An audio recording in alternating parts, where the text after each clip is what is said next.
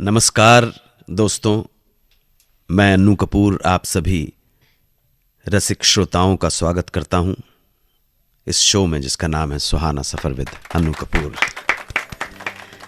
मेहरबान दोस्तों, जब मैं हिंदी सिनेमा के सुनहरे दौर पर नजर डालता हूं तो हर मोड़ पर कोई ना कोई रोचक कहानी मिल जाती है। ऐसी ऐसी कहानियां मिल जाती हैं जिन्हें सुनकर कभी हंसी आती है तो कभी आंखें भर आती हैं। कुछ कहानियां ऐसी भी होती हैं जो कहीं कहीं जीवन का दर्शन भी करवा जाती हैं, सीख दे जाती हैं। तो कुछ कहानियां ऐसी होती हैं जो सिर्फ मनोरंजन कर जाती हैं। न जाने कितनी कहानियां मौजूद हैं हिंदी सिनेमा के उस सुहाने दौर में, और इन्हीं बेशुमार कहानियों में से हर दिन कुछ कहानियों को चुनकर, कुछ गीतों के साथ पिरोकर मैं अन्नू कपूर हाजिर हो जाता हूं आपके मनोरंजन के लिए लेकर ये सुहाना सफर।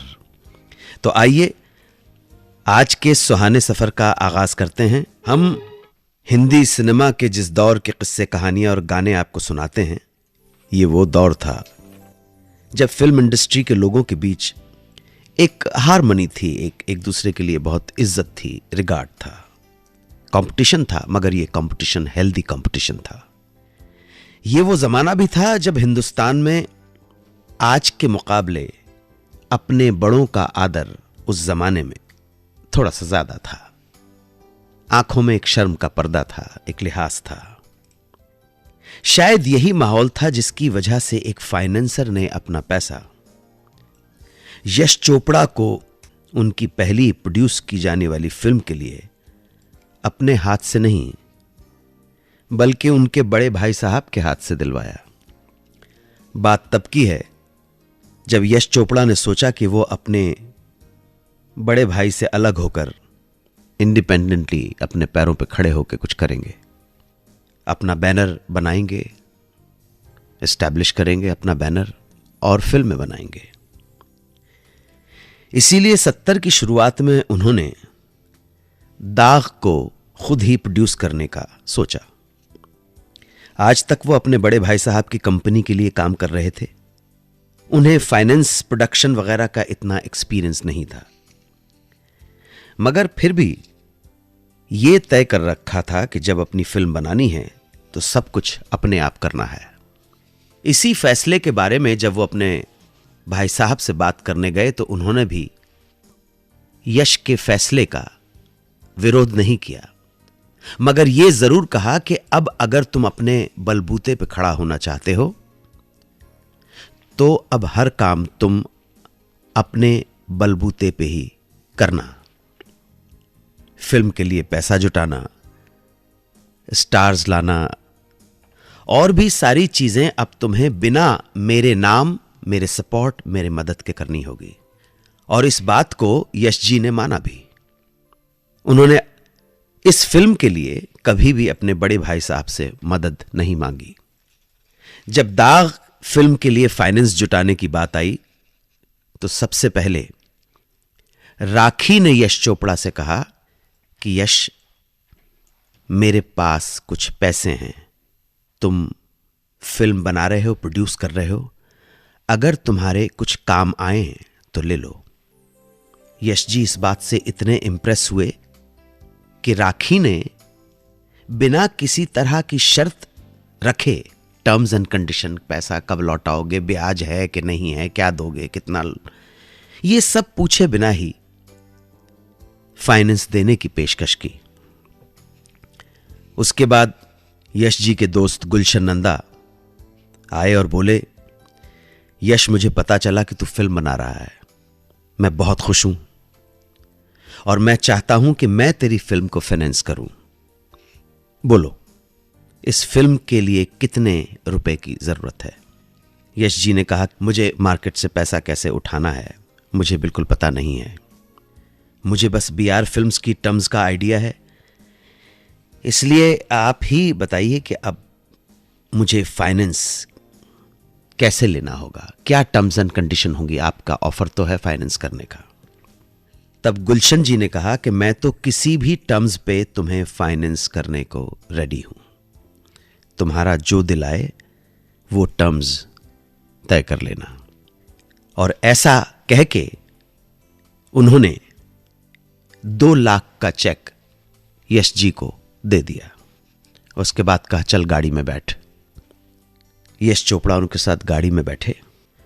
यश चोपड़ा को सीधा लेकर गए गुलशन जी बड़े भाई साहब B.R. चोपड़ा के घर, और वहां जाकर B.R. चोपड़ा जी से कहा कि भाई साहब, यश अपनी पहली फिल्म प्रोड्यूस करने जा रहा है, ये 2 लाख का चेक आप अपने हाथ से आशीर्वाद के रूप में यश को दे दें। यश जी ने अपने एक इंटरव्यू में कहा कि गुलशन जी का ये भाव देखकर और बड़े भाई साहब से वो चेक लेते हुए उनकी आंखें छलक गई थीं। उस दिन से उनके दिल में गुलशन जी का स्थान और कहीं ज्यादा ऊंचा हो गया। किसकी वजह से सुरैया जी का प्यार शादी के अंजाम तक नहीं पहुंचा और great actress, singer, star Suraiya रह गईं सारी उम्र कुंवारी। 92.7 बिग FM पर सुनते रहिए सुहाना सफर विद अनु कपूर।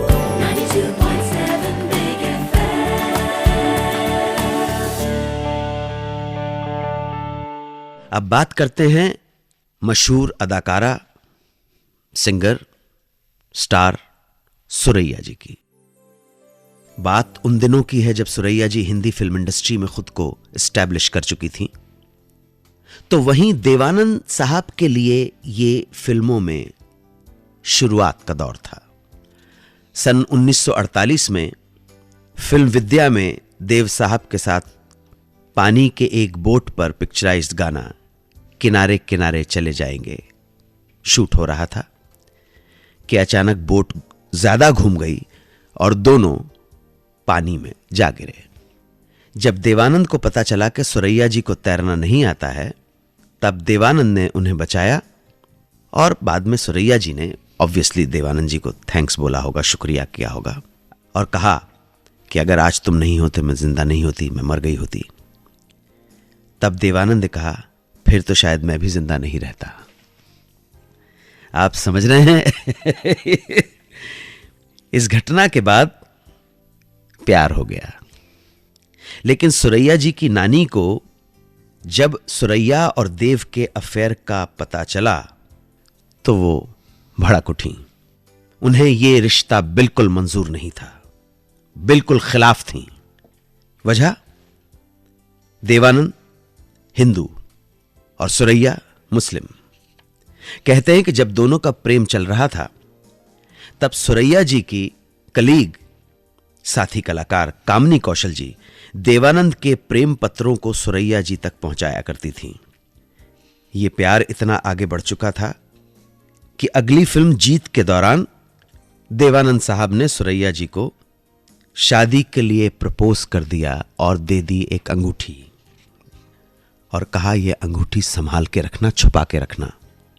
सुरैया जी ने ऐसा ही किया, लेकिन एक दिन बाय मिस्टेक उन्होंने पहन ली। नानी की नजर गई। नानी से वो बहुत डरती थी। नानी सुरैया जी के जीवन में एक बहुत बड़ा टेरर इफेक्ट थी। नानी ने दरियाफ्त किया, पूछा ये उंगली में जो अंगूठी पहनी है ये कहां से आई है? नानी जी हर चीज का हिसाब रखा करती थी। सुरैया जी इतना डरती थी, इतनी दहशत में थी नानी के वजह से कि सुरैया जी ने नानी जी को सब सच बता दिया।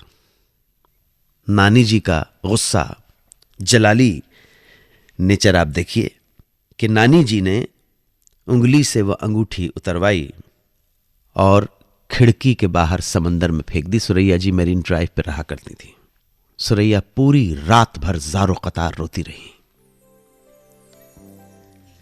सुरैया की नानी इस रिश्ते को मान ही नहीं थी। तब देवानंद और सुरैया ने फैसला किया कि वो भाग जाएंगे, इलोप होके मैरिज करेंगे। और इसलिए उन्होंने प्लान भी बनाया कि वो शूट के दौरान पंडित को बुला के सच में शादी कर लेंगे और वहां से कार में बैठकर निकल जाएंगे। हालांकि ये सब फिल्म का पार्ट होगा, पर होगा सच में। सब कुछ प्लान के हिसाब से हो रहा था कि बीच में ही सुरैया जी की नानी को इस प्लान का पता चल गया और उन्होंने सुरैया जी को ऐसा कुछ ना करने की सख्त हिदायत दी और पुलिस की धमकी भी दे डाली। इतनी मोहब्बत होने के बावजूद सुरैया जी अपनी नानी के खौफ से शादी का कदम नहीं उठा सकी और साथ साथ करियर को लेकर भी वो कंफ्यूज हो गई थी। सुरैया जी के पीछे हटने से देव साहब का दिल टूट गया। सुरैया जी के पास काफी शादी के ऑफर आए, लेकिन उन सारे ऑफर्स को सुरैया जी ने रिफ्यूज कर दिया और सारी उम्र बस गुजार दी यूं ही अकेले तन्हा। सुरैया और देवानंद की बात चली है तो एक बात बता दूं, दोनों ने फिल्में की हैं। विद्या 1948 में, जीत 1949, शायर 1949, अफसर 1950, नीली 1950, दो सितारे 1951 और सनम 1951। ये कुल 7 फिल्में हैं और ये सातों की सातों फिल्में बॉक्स ऑफिस के ऊपर सुपरहिट रही। बात चलती रहती अगर नानी जी बीच में नहीं आती। आज दोनों हमारे बीच में नहीं हैं। मदर इंडिया के मेकर महबूब खान साहब को क्यों मांगनी पड़ी मदद पंडित जवाहरलाल नेहरू से?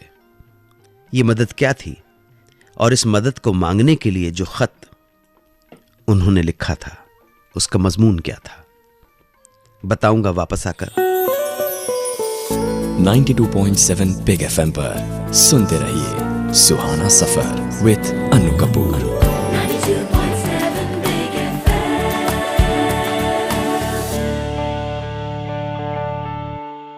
मदर इंडिया महबूब खान की जिंदगी का, उनके करियर का सबसे बड़ा ख्वाब था, जिसे वो बड़ी जद्दोजहद के बाद हकीकत का जामा पहना पाए। फिल्म बनी, बहुत जबरदस्त हिट हुई, उनकी मेहनत रंग लाई। मदर इंडिया को न केवल भारत में बल्कि अंतर्राष्ट्रीय स्तर पर भी बहुत बड़ी कामयाबी हासिल हुई और 1958 में ऑस्कर के फॉरेन फिल्म कैटेगरी में श्रेष्ठ 5 फिल्मों में मदर इंडिया का नाम भी शामिल था। भारत और हिंदी सिनेमा के लिए यह बहुत फख्र की बात थी। लॉस एंजलिस में ऑस्कर सेरेमनी अटेंड करने के लिए 3 लोगों का जाना तय हुआ। फिल्म के डायरेक्टर महबूब खान, उनकी बेगम साहिबा सरदार अख्तर और फिल्म की मुख्य कलाकार नरगिस। पर दोस्तों, उन दिनों भी डॉलर की कमी हुआ करती थी, इसलिए डॉलर इसलिए रिजर्व बैंक ऑफ इंडिया ने यह निर्देश दिया था कि एक व्यक्ति, एक इंडिविजुअल सिर्फ $75 ही अपने साथ ले जा सकता है। मगर महबूब खान साहब को ऑब्वियसली लगा कि ये अमाउंट जो गवर्नमेंट ने डिसाइड किया है, रिजर्व बैंक ऑफ इंडिया के जो रूल्स हैं, वो डॉलर बहुत कम है, $75। ऐसे में महबूब खान साहब ने कागज पेन उठाया और लिख डाला सीधे खत भारत के प्रधानमंत्री पंडित जवाहरलाल नेहरू को।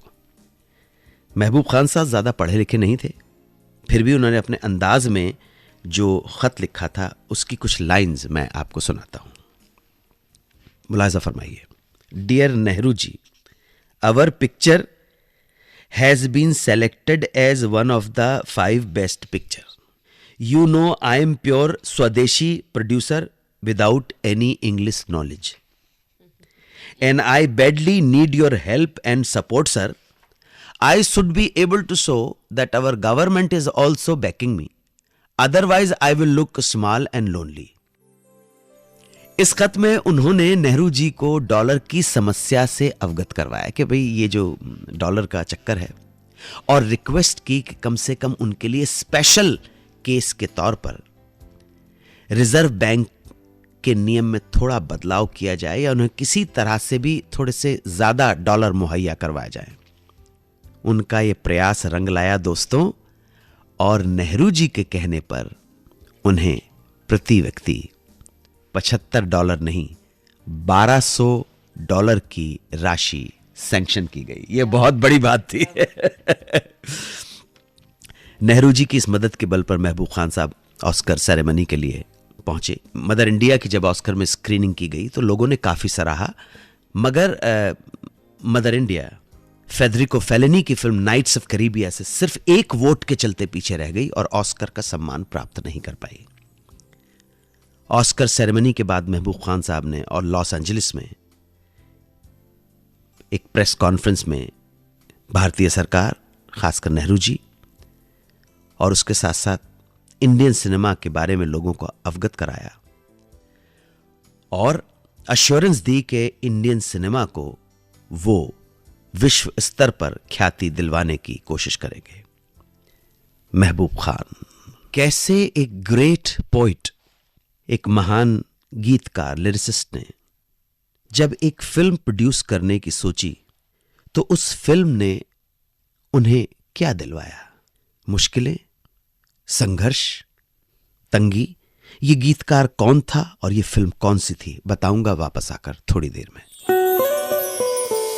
92.7 बिग एफएम पर सुनते रहिए सुहाना सफर विद अनु कपूर।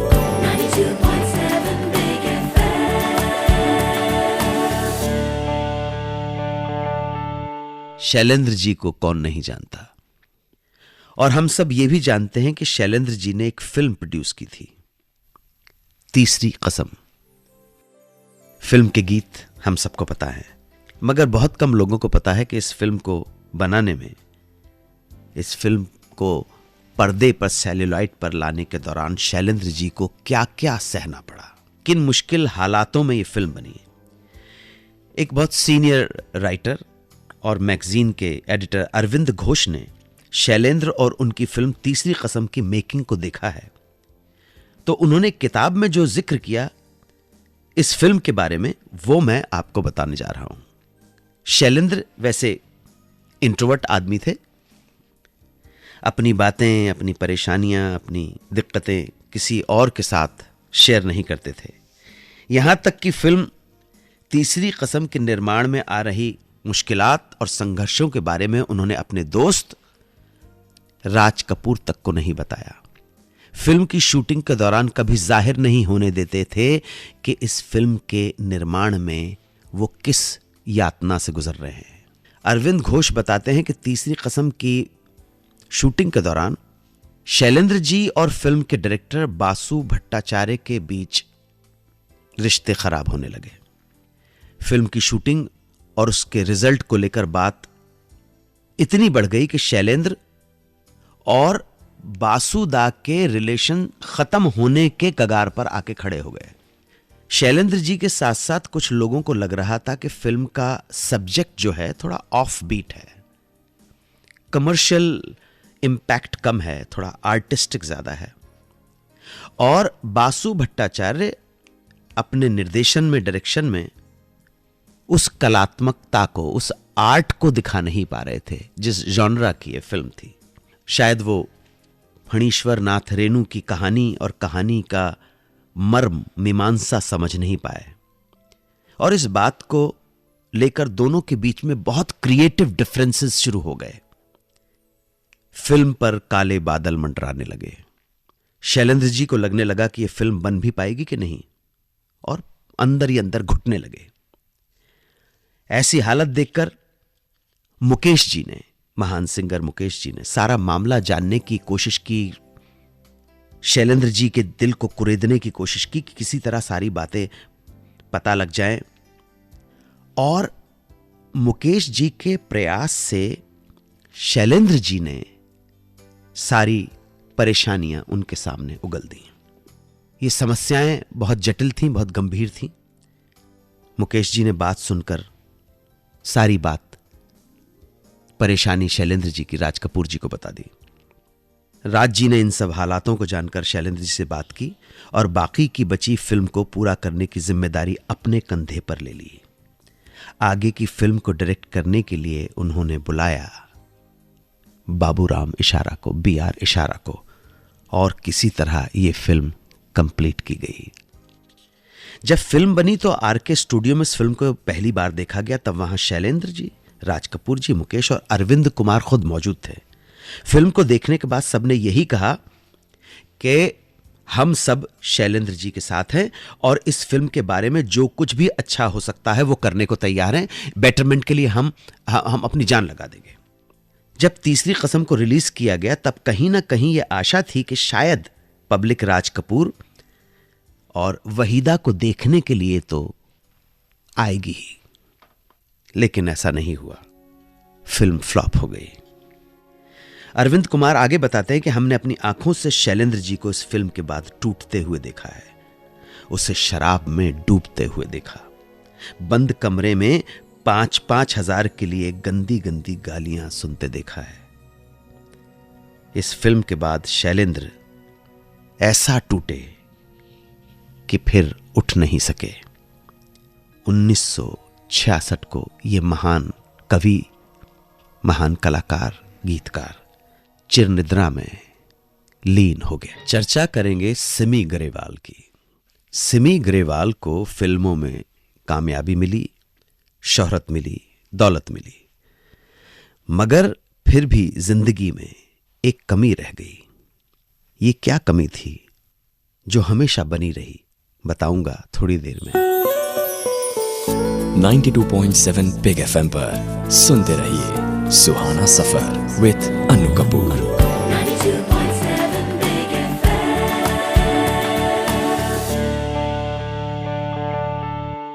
सिमी ग्रेवाल जी का जन्म दिल्ली में हुआ, लेकिन बचपन लंदन में बीता। एक्ट्रेस बनना चाहती थी। 15 साल की उम्र में ही आ पहुंची सपनों की नगरी मुंबई।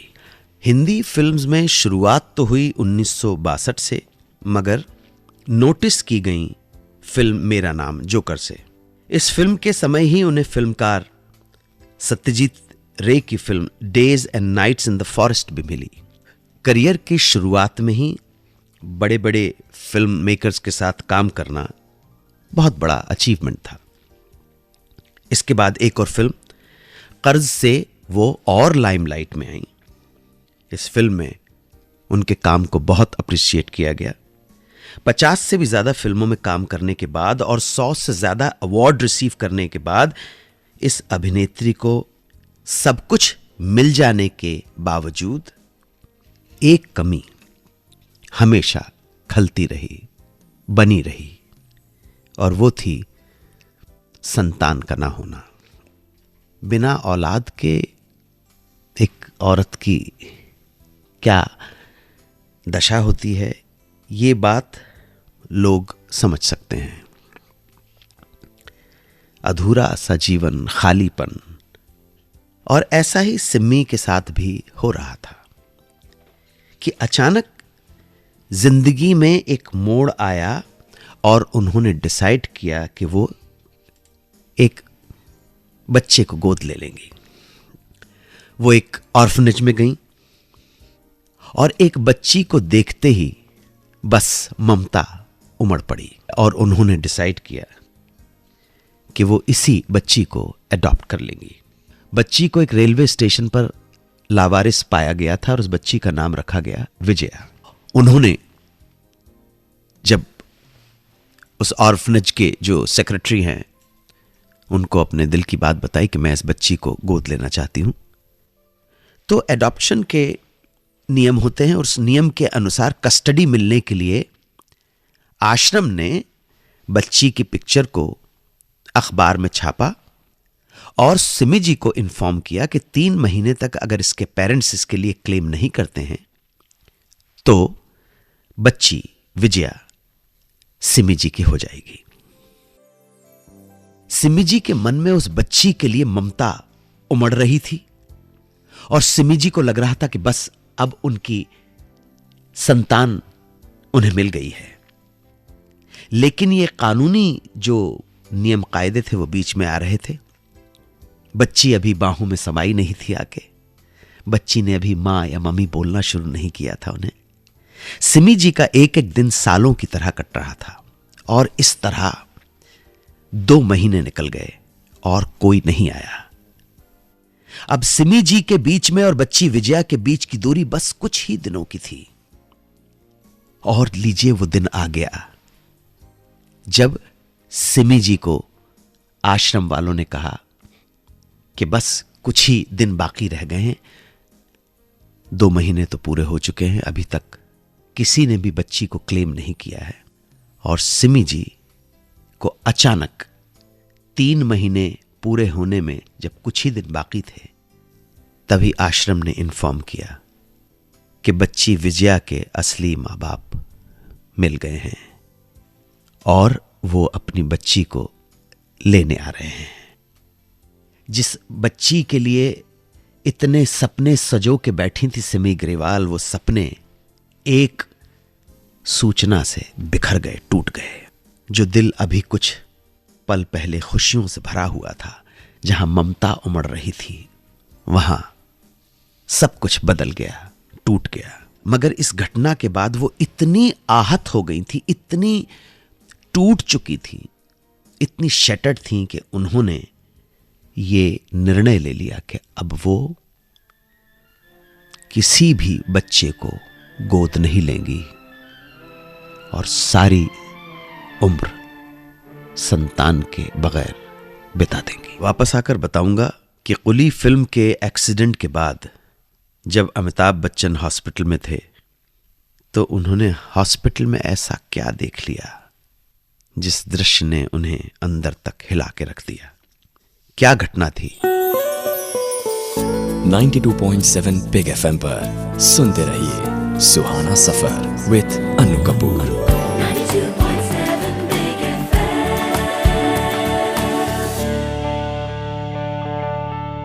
अमिताभ बच्चन कुली की शूटिंग के दौरान घायल हुए और हॉस्पिटल में अपनी जिंदगी से लड़ रहे थे।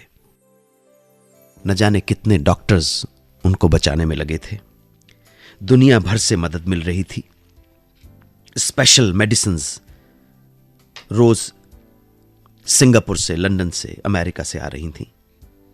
और ये सब इस कारण से था कि वो उस मुकाम पे थे जहां वो ये एक्सपेंसेस अफोर्ड कर सकते थे। वो संपन्न थे, शायद इसलिए वो इस हादसे के बाद बच भी गए।